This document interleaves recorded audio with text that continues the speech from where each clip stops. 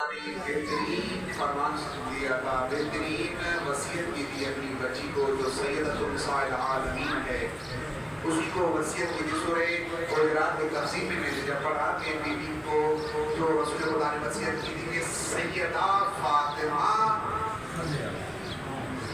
یہ سمجھ کر کبھی عبادت میں سستی و کاہلی نہ کرنا کہ میں رحمت للعالمین ہو گئی۔ توجہ کیجیے گا، اب وہ سیدۃ النساء العالمین ہے اور جوانہ نے جنت کی ماں ہے اور کل ایمان کی زوجہ ہے۔ اتنے درجات کے باوجود رحمت للعالمین وصیت کر رہا ہے کہ یہ نہ سوچنا، عبادت میں کاہلی نہیں کرنا، سستی نہ کرنا کہ میں رحمت للعالمین کی بیٹی ہوں۔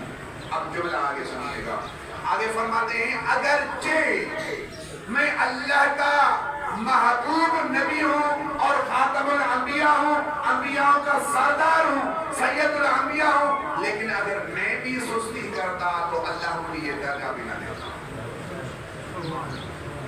اور ہم کیا کرتے ہیں؟ کبھی ہم نے غور کیا ہے؟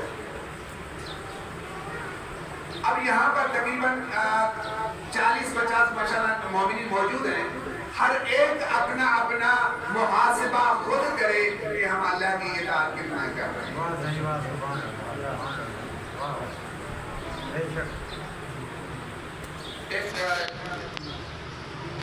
اس میں تھا تو ایک عجیب ٹک ٹاک آیا تھا، اسی میں یہ تھا کہ آزان جب آتی ہے حی علی الصلاۃ حی علی الصلاۃ، ایک بندہ بھی توجہ نہیں کرتا، اور اگر گھوڑی کی آواز آ جائے آزان بند ہو جائے۔ یعنی ہمیں موت سے اتنا ڈر ہے، لیکن جو حقیقت میں مارنے والا ہے اس کا ڈر ہی نہیں۔ موت کس کے ہاتھ میں ہے؟ کہتے ہیں اسے بھائی اگر آپ میں سے کوئی بندہ کہے کہ اس راستے سے نہ جانا، یہاں پر رات کو ڈاکو بیٹھتے ہیں لوٹے کے، ہم جائیں گے اس راستے سے؟ اگر جو بندہ جائے گا اسے کہیں گے بڑا بے وقوف بندہ ہے، منع کرنے کے باوجود بھی اسی راستے سے جا رہا ہے، ایسے ہے نا، ایسے کہتے ہیں نا، بڑا بے وقوف بندہ ہے۔ توجہ کیجیے گا، یہ جملہ دینے جا رہا ہوں میں، اگر اسی راستے پہ جاؤ گے، لوٹے جاؤ گے، جو کچھ بھی ہوا اس کے ذمہ دار تم ہو، اور پھر بھی چلا جائے، پھر کہتے ہیں کہ بڑا بے وقوف بندہ ہے۔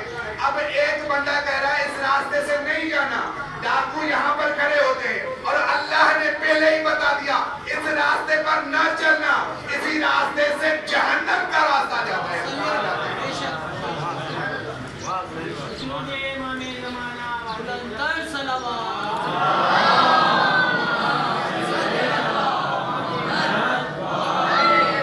بڑے خوش ہو کر جس راستے سے اللہ منع کرتا ہے ہم بڑے شوق سے چلے جاتے ہیں، دعائیں کرتے ہیں پروردگار ہمیں جنت میں اعلیٰ مقام عطا فرما، دعائیں کرتے ہیں نا بھائی ہر نماز کے بعد، اور کردار جہنم کا ہوتا ہے۔ ایسے میں کوئی غلط تو نہیں کر رہا، کردار کون سا اپنایا ہوا ہے وہ بھی تو دیکھیں، ہم دعائیں تو کر رہے ہیں، کردار کون سا اپنایا ہوا ہے؟ اگر کوئی شوگر کا مریض ہے، ڈاکٹر کہتا ہے کہ تو نے میٹھی چیز نہیں کھانی، نہیں کھائیں گے۔ اللہ کہہ رہا ہے کہ سود نہیں کھانا، رشوت نہیں کھانی، پیٹ ہی نہیں بھرتا جب تک کھاتے نہیں ہیں۔ کتنا اللہ کی اطاعت کرتے ہیں ہم، پھر کہتے ہیں مولانا صاحب دعا کریں ہمارے رزق میں کمی ہوتی جا رہی ہے۔ سب سے پہلے اپنے گھر میں حرام مال تو لانا بند کر، حرام مال گھر میں آ رہا ہے، برکت کہاں سے آئے گی؟ اپنے بچوں کو دین سے دور کر رہے ہو، برکت کہاں سے آئے گی؟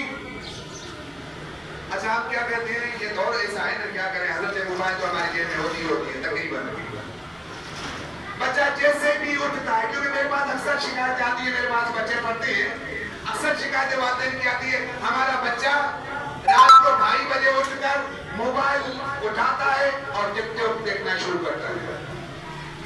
اچھا اس بچے کو پھر کیا کرتے ہیں؟ کہا علامہ صاحب آپ روکیں، میں کہا تو آگے نہیں آؤں گا نا۔ جس ٹائم اٹھتا ہے تمہارا بچہ 2:30 بجے رات کو، تو تم نے موبائل اس کو دی کیوں؟ اور یہ بچہ عادی کیوں ہوا؟ اس کی طرف دیکھ کر یہ بچہ عادی کیوں ہوا؟ کیونکہ آپ کے گھر میں یا تو آپ کا شوہر کسی ٹائم کو اٹھ کر موبائل دیکھنے کا عادی تھا، یا تو پھر سو جاؤ۔ اگر تم بچپن میں یہ بچہ جب چھوٹا تھا جو 2:30 بجے اٹھتا تھا، یہ اٹھتا ہے ابھی، اگر اسی ٹائم اٹھ کر تم نماز تہجد کے پابند بن جاتے تو آج تمہارا بچہ بجائے موبائل پر ٹک ٹاک دیکھنے کے وہ نماز تہجد بھی بند کرتا۔ کون کرتا ہے؟ کون ہدایت کرتا ہے؟ اپنے بچوں کو نماز فجر سے پہلے موبائل خود پکڑا رہتے ہیں بیٹا۔ اچھا دوسرا درس یہ ہے کہ بچہ جب ہمارا روتا ہے نا، ہم اس کو موبائل پکڑا دیتے ہیں، بیٹا یہ روتا ہے، یہ عام ہو گیا۔ موبائل دیں گے بچے کو تو بچہ کوئی قرآنی تھوڑی بنے گا۔ خود شیطان اس کے ہاتھ میں پکڑا کے کہتے ابھی تم آج جو نماز پڑھو، اللہ والا بنو، ابھی موبائل خود دے رہے ہو اس کو، اور موبائل میں کیا چل رہا ہے وہ بھی تو دیکھو۔ قسم ہے آپ کو امام وقت کی، یہ بتاؤ کہ ہماری موبائل اتنی پاک ہے کہ امام زمانہ آ کر کہے کہ مجھے یہ موبائل دو، مجھے تیری موبائل چیک کرنی ہے۔ موبائل ہماری پاک ہے، اور کہتے کیا ہیں بھائی پاسورڈ لگا دیں گے۔ اگر تمہاری موبائل پاک ہے تو پھر پاسورڈ کسی لگاؤ؟ کوئی نہ کوئی تو تم چوری کر رہے ہو جو موبائل میں پاسورڈ ہے، کوئی نہ کوئی تو چوری ہے۔ جب چوری ہے تو پھر آپ کے بچے بھی چوری سیکھیں گے۔ عزیزان گرامی دیکھیں، کڑوی باتیں ضرور ہوتی ہیں۔ ماہ مبارک رمضان آنے والا ہے، اس کی تیاری کرنی ہے ہمیں، اس کی تیاری کرنی ہے ہمیں۔ کون کرے گا تیاری؟ ماہ مبارک اصلا کسی گھر میں اگر کوئی مہمان آتا ہے قبلہ تو کیا کرتے ہیں؟ اور بہترین جتنا معزز مہمان ہوگا گھر کی صفائی ستھرائی اسی طریقے سے کریں گے۔ اب اللہ کا مہمان آ رہا ہے ہمارے نزدیک، اور دن بدن ہم اللہ کے اس مہمان کے لیے کیا استقبال کر رہے ہیں؟ ہم نے خود کو پاک کیا ہے، ہم نے پیٹ پاک کیا ہے، ہم نے اپنے آپ کو پاک کیا۔ من عرف نفسہ فقد عرف ربہ، جس نے اپنے آپ کو پہچانا اس نے اپنے رب کو پہچانا۔ کیا ہم نے اپنے آپ کو پہچانا ہے؟ ماہ مبارک رمضان آ رہا ہے تو ہم نے خود بھی پاک ہونا ہے اور اپنے بچوں کو بھی پاک ہونا ہے، کیونکہ روزہ صرف کھانا پینا بند کرنے کا نام نہیں ہے۔ روزہ اطاعت خدا و رسول، روزہ اتباع رسول اور اتباع محمد و آل محمد ہے۔ ہم اس وقت کی تیاری کریں، جب اطاعت خدا بندی کری، جب اتباع محمد و آل محمد کی یقیناً ہماری کامیابی بھی ہے، اور ہم حقیقی محمد و آل محمد کے حقیقی پیروکار میں شمار کی ہے۔ کہ اللہ تبارک و تعالیٰ سے دعا ہے کہ اللہ پاک ہم سب کے گناہ صغیرہ کبیرہ معاف فرمائے، ہماری والدین کے گناہ صغیرہ کبیرہ معاف فرمائے، جو مومنین بیمار ہیں اللہ پاک ان کو شفا کلی کاملہ و عاجلہ عطا فرمائے۔ ہمارے محسن قبلہ علامہ سجاد اشرف سعیدی کی والدہ بیمار ہے، اللہ پاک ان کو شفا کلی کاملہ و عاجلہ عطا فرمائے۔ پروردگار سے دعا ہے، پروردگار جو مومنین اس دنیا سے رحلت کر چکے ہیں، بالخصوص محسن بھائی کی والدہ، ان کو جوارح و معصومین میں معشور فرمائے۔